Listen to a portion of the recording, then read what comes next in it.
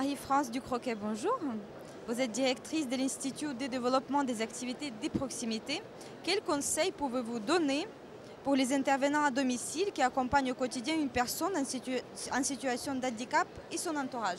Bonjour, effectivement, la question du handicap est une question passionnante parce qu'en fait, ça permet de s'occuper de personnes qui sont en difficulté et qui attendent beaucoup de leurs intervenants au quotidien. Et donc, en particulier ici, nous sommes dans les services à la personne, donc de l'intervenant à domicile.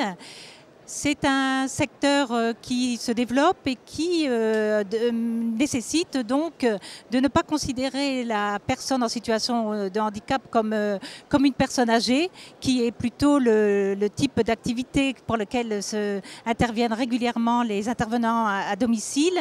Donc il faut adapter son comportement et en premier lieu bien connaître les différents types de handicap, parce que la typologie des personnes accompagnées est très vaste, aussi bien par l'âge, on peut avoir des enfants, des adolescents, des personnes âgées, des personnes adultes, et également donc avec des situations de handicap très diverses, avec des incapacités dues à de handicap moteur, parfois du handicap mental, du handicap psychique. Tout ça nécessite de bien connaître ces handicaps et puis les conséquences que ces handicaps ont dans la vie quotidienne.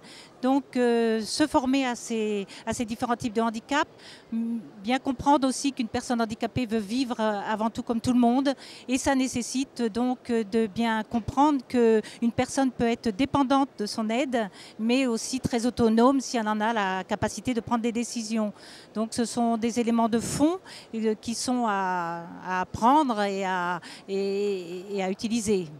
Et concrètement, qu'est-ce que l'EDAP peut leur apporter? Alors, nous faisons ces formations qui sont disponibles sur notre site internet. Donc, on a répertorié une vingtaine d'heures de ces modalités d'accompagnement et que donc vous pouvez trouver sur notre site. On fait aussi donc des formations sur ces modalités d'accompagnement. Marie-France Ducroquet, merci beaucoup. Je vous rappelle que vous êtes directrice de l'Institut de développement des activités de proximité. Merci et à bientôt. Merci.